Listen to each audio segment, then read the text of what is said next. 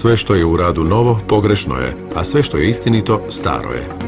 Bila je to reakcija javnosti na novu teoriju evolucije koju je engleski prirodoslovac Charles Darwin prvi put objavio u novinama 20. kolovoza 1858. Istodobno kada je to učinio i Alfred Russel Wallace, mladi prirodoslovac koji je nezavisno od Darwina došao do istog zaključka. Već sljedeće godine Darwin je u cijelosti objavio svoju teoriju u epohalnom dijelu Podrijetlo vrsta ili o postanku vrsta s pomoću prirodnog odabira ili očuvanje boljih pasmina u borbi za opstanak. Knjiga je u viktorijanskoj Engleskoj izazvala toliki šok da je rasprodana isti dan, a poslije je tiskano još 6 izdanja. Darwin je kao mladić bio buntovan i nezaustavljiv, napustio je studij medicine i kao 22-godišnji zaljubljenik u kemiju i biologiju pridružio se ekipi prirodoslovaca, te se zajedno s njima, brodom Beagle, uputio na put oko svijeta. Dugih 5 godina posvuda je neumorno skupljao i bilježio dokaze o promjenjivosti vrsta, pa se u Englesku vratio s obiljem materijala. Povukao se u tišinu biološkog laboratorija u kojem je 1838. došao do povijesnog zaključka. Život je na Zemlji počeo na najnižoj mogućoj razini. Tijekom vremena preživjele su samo one vrste koje su se prilagodile svojoj sredini. Bila je to bit Darwinova zakona koji vlada procesom odabiranja, na čijem je kraju čovjek kao najviši oblik života. Pomisao na to da čovjek vuče podrijetlo od nižih vrsta izazvala je opće zgražanje. Darwin je postao prezreni heretik tadašnje znanosti. Mnogi su mu spočitavali da ne može dokazati svoje teze. Kad su naposljetku argumenti pobijedili stare dogme, strasti su se stišale, pa je teorija evolucije opće prihvaćena u znanstvenim krugovima, a Darwin priznat od svojih suvremenika i izabran u Kraljevsko društvo i Francusku akademiju znanosti.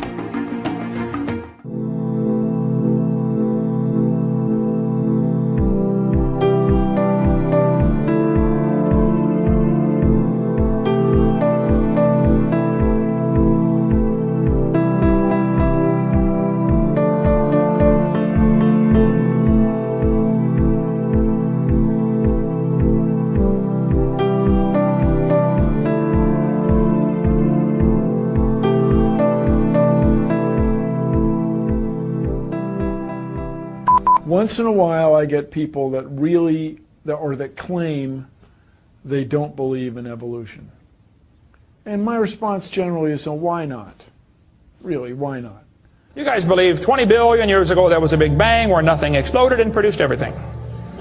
4.6 billion years ago the earth cooled down, made a hard rocky crust. It rained on the rocks for millions of years, turned them into soup, and the soup came alive 3 billion years ago.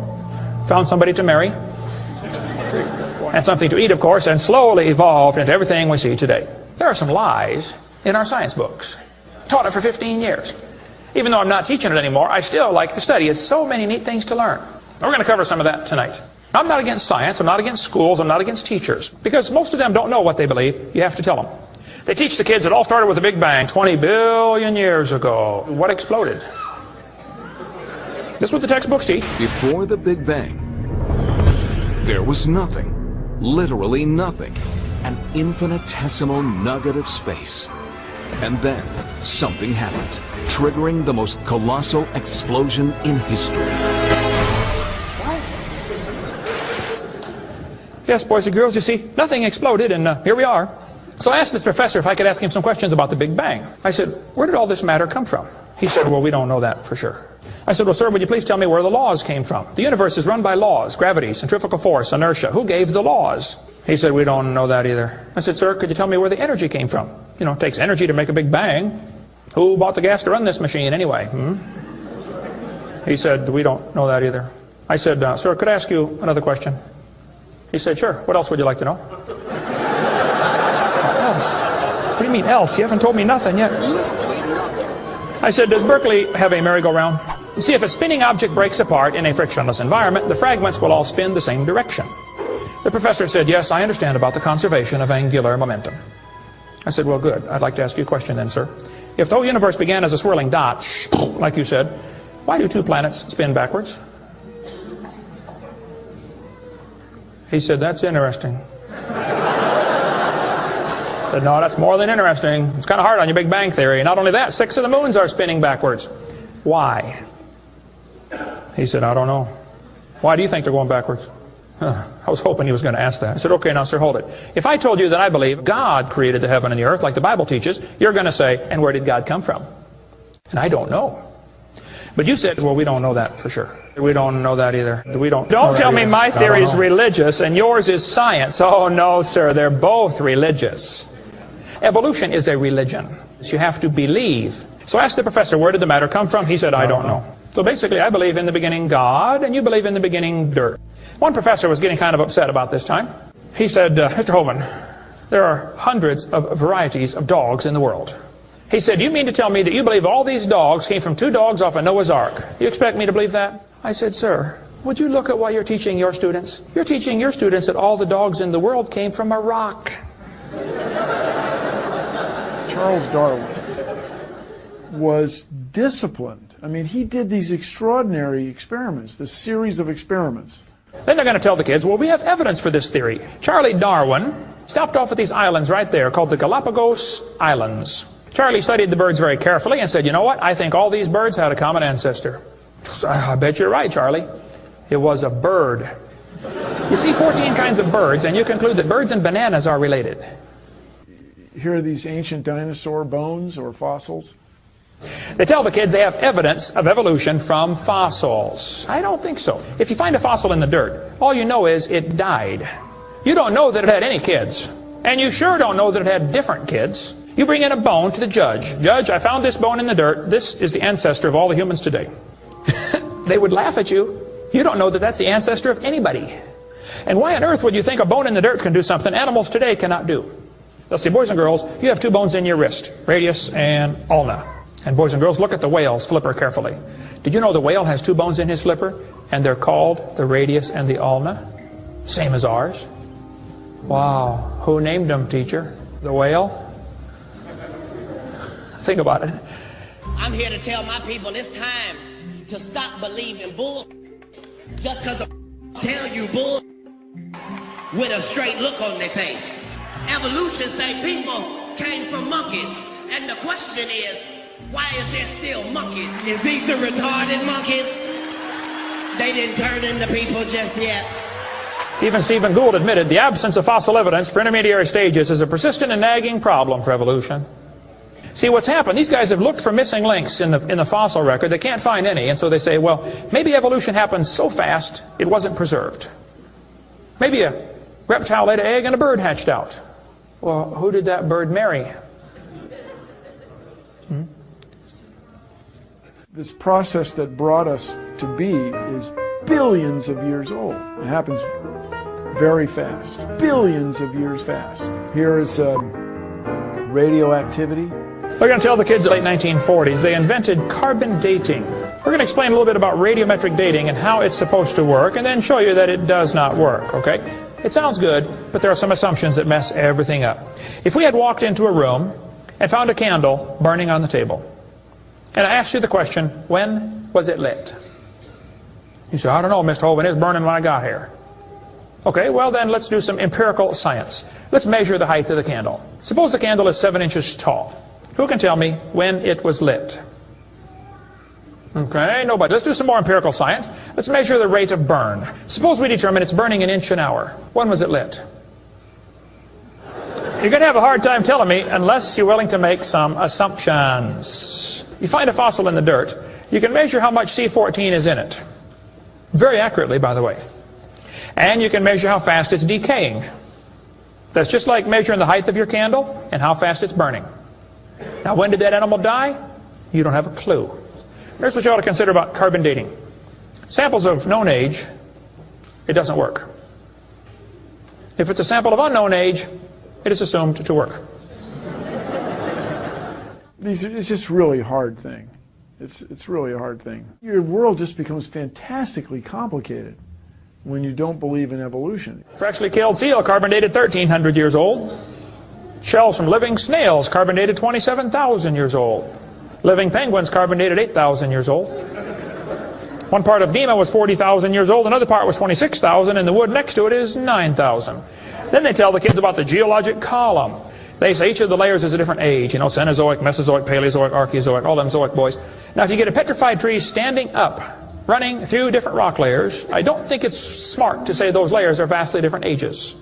Those trees did not get slowly covered by the sediments over millions of years. They would rot and fall down. Crazy. It just. They'll say, boys and girls, you have an appendix that you don't need anymore. That's a vestigial structure. That's proof of evolution. Well, excuse me, you do need your appendix. The appendix is part of your immune system. If your appendix is taken out, you can still live, okay, but it increases your susceptibility to quite a few diseases. You could live without both your legs and both your arms and both your eyes also. That doesn't prove you don't need them. There are no vestigial organs, and even if there were, that would be the opposite of evolution. That's losing, not gaining. I was taught when I went to school, man used to have a tail, but he lost it because he didn't need it. I thought, didn't need it? Have you ever thought how handy a tail would be? Have you ever come to the door with 2 sacks of groceries? Wouldn't that be nice, man, be able to grab that door and walk right around and get in it? Lost it because we didn't need it. Man, you could drive the car and tune the radio knob and hold the Coke at the same time. What we're finding is that natural selection seems to be an incredibly important factor in generating new species. Natural selection, the key evolutionary mechanism Darwin identified. The bad designs get eaten by the good ones, and so all you have is good ones. Why is there still monkeys? Natural selection doesn't cause any evolution. It makes sure the bad ones don't survive, but it's not going to change it to something else. That's what evolution is. If you worked in a factory that produced cars, and your job was to check for defects, and you caught every single mistake, and you rejected it, how long would it take that process to change the car to an airplane? You say it'll never change it. That's my point. The students are taught we have evidence from development. Darwin considered this by far the strongest single class of evidence. This textbook says the human embryo growing in the mother has gills like a fish.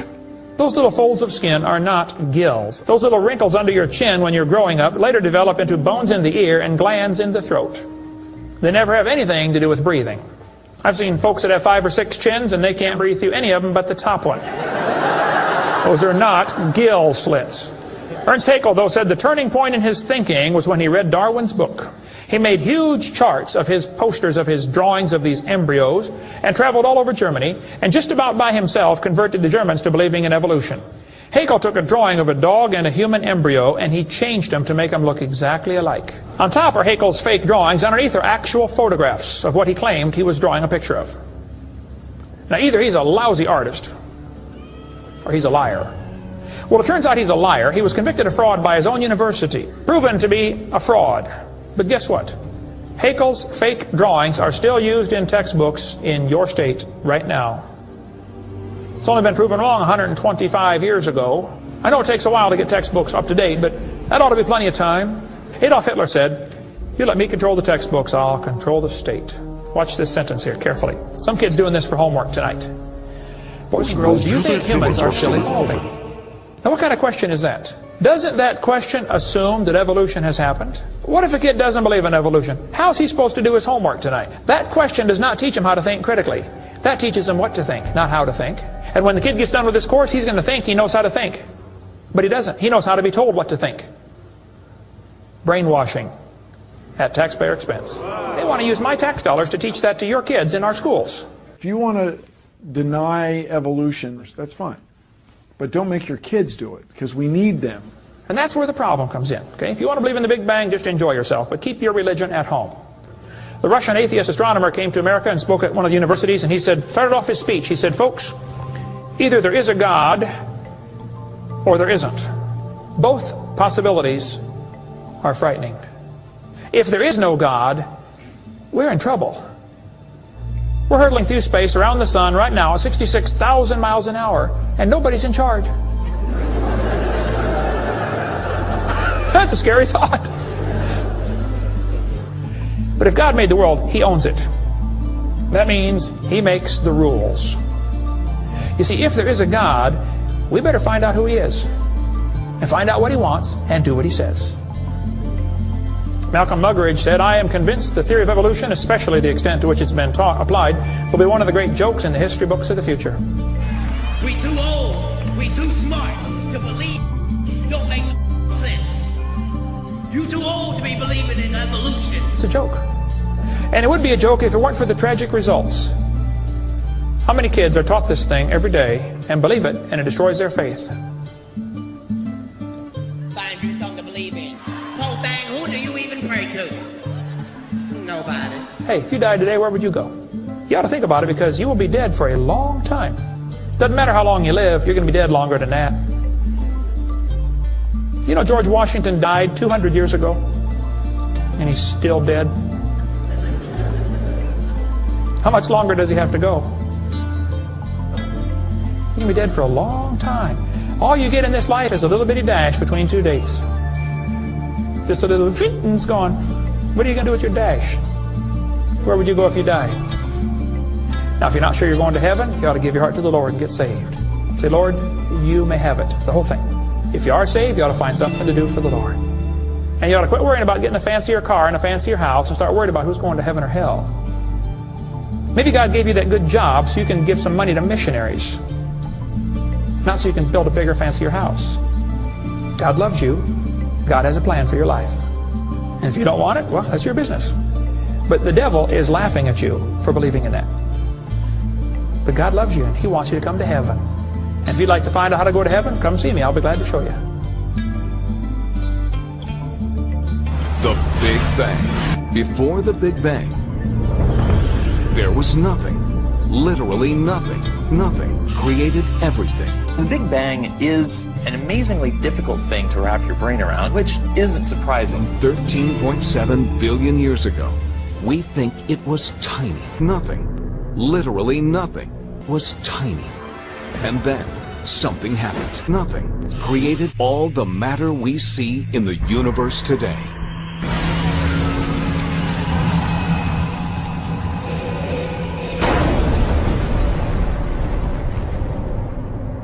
Nothing is more powerful than nothing. And that's what trips most of us up.